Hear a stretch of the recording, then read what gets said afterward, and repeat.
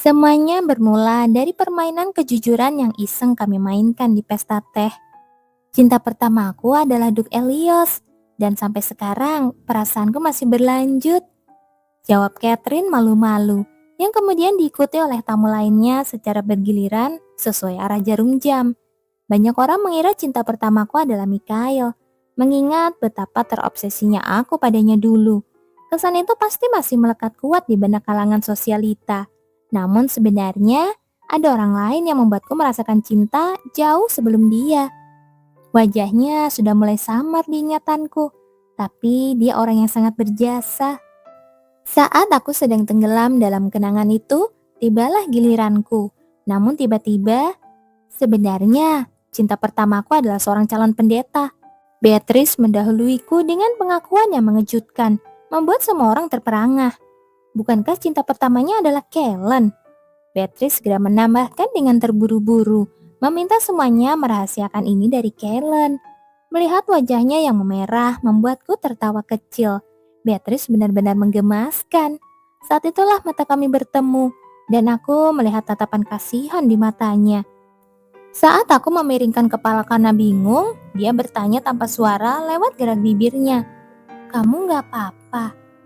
Oh, dia pasti mengira aku sedih karena teringat Mikhail. Aku menghargai perhatiannya, tapi aku merasa harus meluruskan kesalahpahaman ini. Baru saja aku hendak bicara, Rose dan Veronica memotong. Karena semua sudah bercerita, bagaimana kalau kita ganti pertanyaannya? Ide bagus. Sepertinya mereka semua salah paham karena aku tidak pernah bercerita soal cinta pertamaku. Bukan hanya Beatrice, rupanya yang lain pun mencoba melindungiku dari topik sensitif itu. Padahal, kalaupun cinta pertamaku memang Mikhail, aku tidak akan merasa apa-apa lagi. Akhirnya, aku membuka suara untuk meluruskan semuanya. Kalian sepertinya salah paham, cinta pertamaku bukan Mikhail.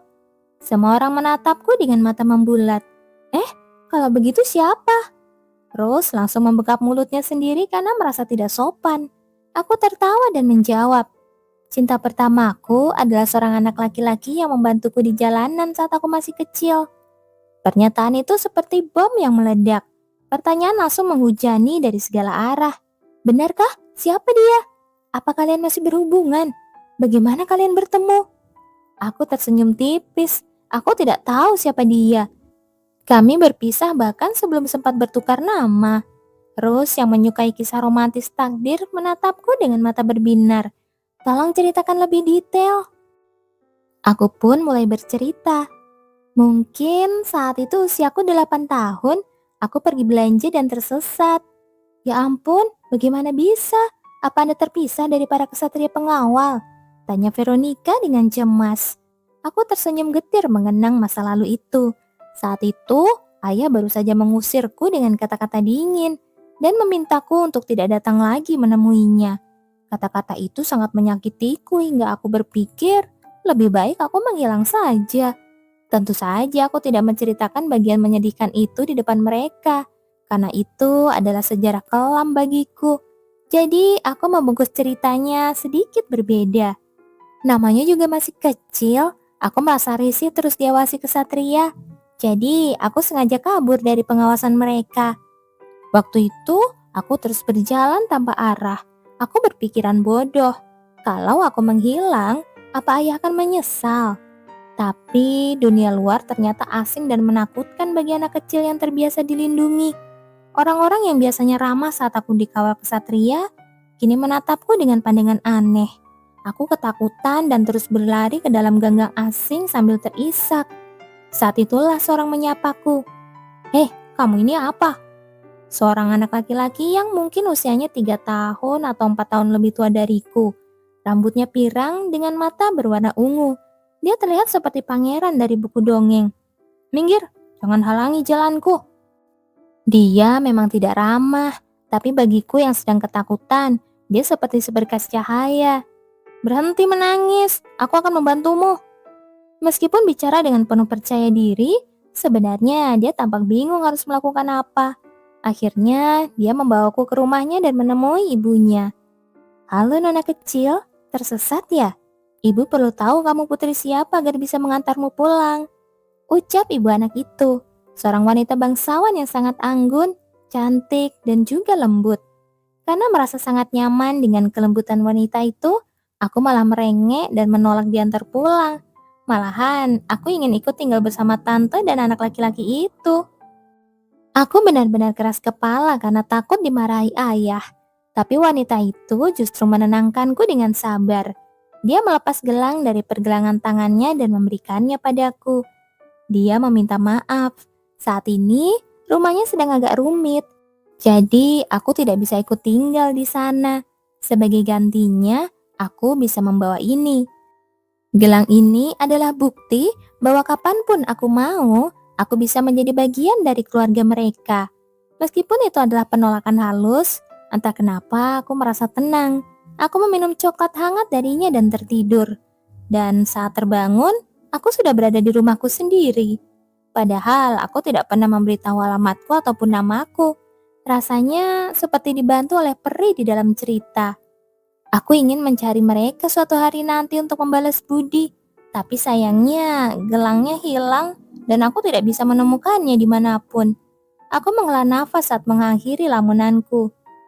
Intinya, berkat anak laki-laki dan ibunya itu, aku bisa pulang dengan selamat.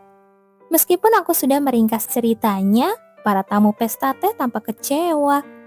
Kata orang, cinta pertama memang tidak akan terwujud ya. Sayang sekali. Aku menggeleng sambil tersenyum geli. Entahlah, agak aneh mengatakannya sendiri, tapi cinta pertama kaisar mereka adalah aku. Di ruang kerjanya, Max memukul meja dengan keras setelah mendengar laporan dari Fresia. Kau bilang ada laki-laki lain selain Mikhail di hati Jubilian? Fresia menghela napas panjang, padahal dia sudah bilang kejadiannya saat permaisuri berusia 8 tahun. Dan kalau dilihat dari ciri-cirinya, cinta pertama itu pasti. Julia teringat kenangan masa kecilnya sendiri saat melihat dua anak tertidur dan bergumam betapa lucunya mereka. Dia menatap Max dan tersenyum licik. Sepertinya sang kaisar tidak sadar dan menggodanya akan terasa sangat menyenangkan. Jangan terlalu dipikirkan yang mulia, permaisuri bahkan tidak tahu siapa anak itu. Ucap Fresia pura-pura menghibur. Max mengernyit. Justru karena dia tidak tahu siapa orangnya, bayangan tentang anak itu pasti jadi semakin indah di kepalanya. Benar juga. Pangeran berkuda putih yang menyelamatkan kita saat bahaya di masa kecil biasanya akan dikenang sebagai cinta pertama selamanya. Tambah Fresia memanas-manasi. Suasana di sekitar Max langsung mendingin. Dennis yang berdiri di belakang Max gemetar ketakutan dan menatap tajam ke arah Fresia seakan berkata, Fresia, kau tahu kan kalau kau membuat kekacauan, kitalah yang akan menderita. Sebagai kesatria yang sudah melayani Max selama 10 tahun, Dennis tahu dia harus meredakan amarah kaisar demi kedamaian istana. Yang mulia, tenanglah. Ada pepatah yang mengatakan bahwa cinta pertama itu tidak akan terwujud. Belum sempat Dennis selesai bicara, Max menyambat dengan suara dingin yang mengerikan. Cinta pertamaku adalah Jubilian. Apa kau baru saja mendoakan agar kehidupan rumah tanggaku tidak berjalan lancar? Dennis langsung menelan ludah. Sialan, aku salah bicara.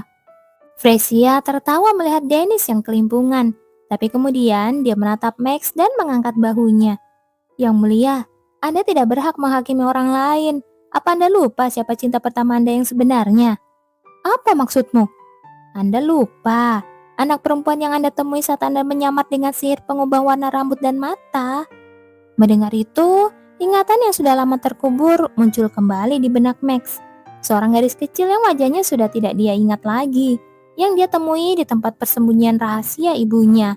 Tapi satu hal masih teringat jelas adalah kata-kata berani dari gadis itu. Aku menyukaimu, jadi kalau kita sudah besar nanti, menikahlah denganku. Dan jawaban yang diberikan Max kecil saat itu adalah, baiklah, kalau kita bertemu lagi, aku akan menikahimu. Max memukul meja lagi tanpa sadar. Waktu itu dia terus merengek. Jadi aku asal jawab saja karena aku pikir kami tidak akan bertemu lagi. Max tertegun. Meja marmer kokoh yang biasanya tahan terhadap tinjunya kini mulai retak.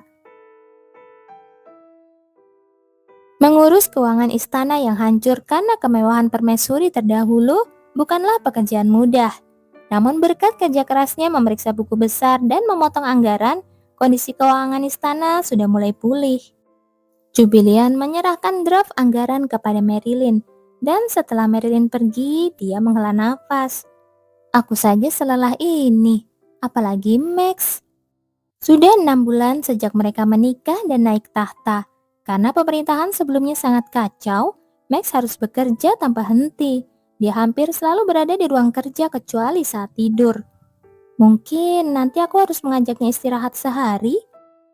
Saat aku sedang memikirkannya, pintu terbuka dan Max masuk. Baru saja dibicarakan, orangnya sudah datang.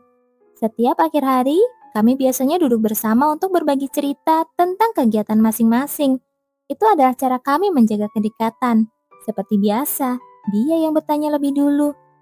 Jubel, bagaimana harimu? Hari ini aku mengadakan pesta teh. Seru sekali. Dan tadi sore, aku merapikan buku anggaran.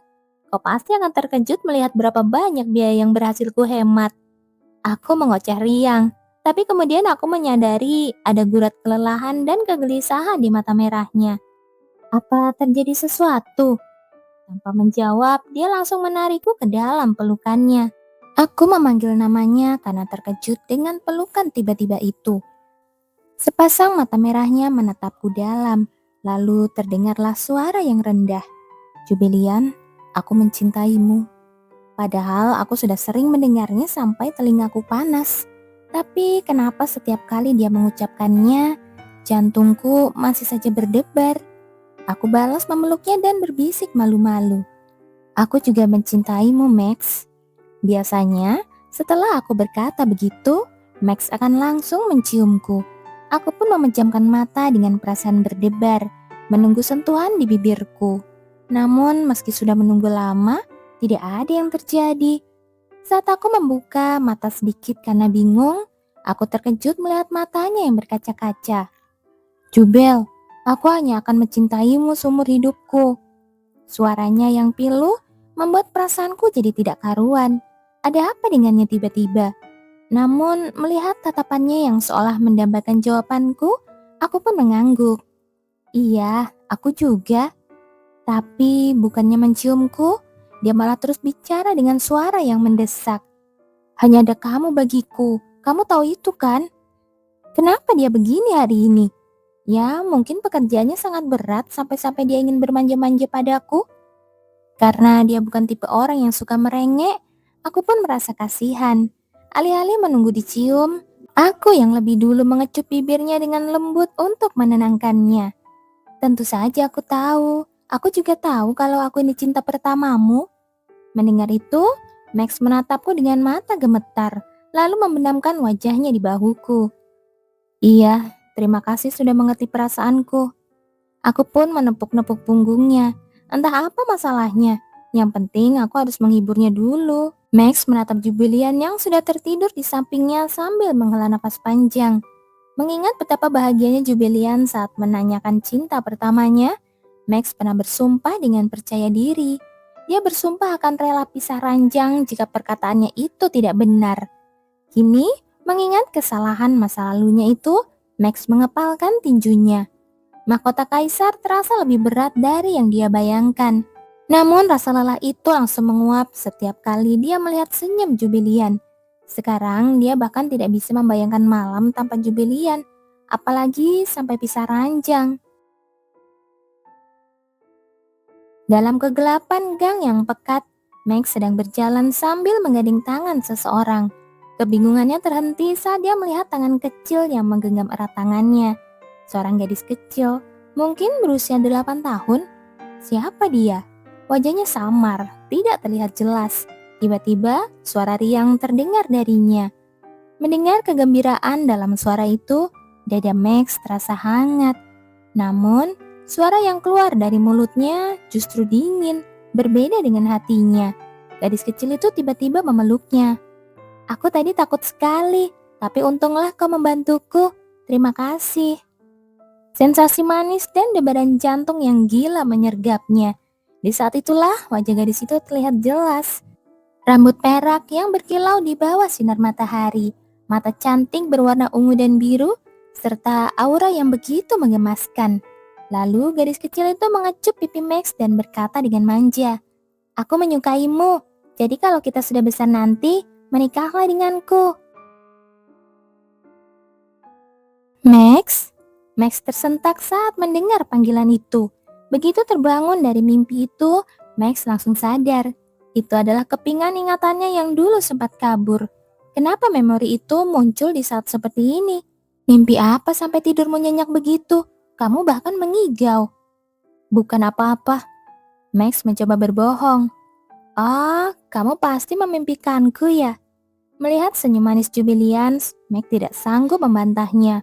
Kalau dia jujur bilang dia memimpikan cinta pertamanya yang ternyata sangat mirip dengan Jubilian kecil, Jubilian pasti akan marah.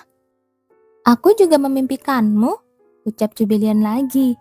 Max merasa jantungnya berdebar, namun perasaan manis itu langsung hancur oleh kalimat Jubilian selanjutnya. "Tapi di mimpiku, kamu malah berdansa dengan wanita lain." Max tersentak, merasa tersindir telak. "Mana mungkin, aku tidak segila itu." Jubilian mencium pipinya dan tersenyum. "Aku tahu, kamu tidak akan mungkin melakukan itu." Max merasa sangat mencintai wanita di depannya ini. Baginya, Jubilian adalah segalanya. Namun, satu hal yang tidak akan pernah dia biarkan adalah perpisahan. Dia tidak akan pernah melepaskannya. "Bagaimana dengan pekerjaanmu?" tanya Jubilian saat Max mulai menciumnya lagi. "Pekerjaan kita untuk membuat penerus tahta jauh lebih penting sekarang," jawab Max dengan bisikan menggoda yang membuat wajah Jubilian memerah padam.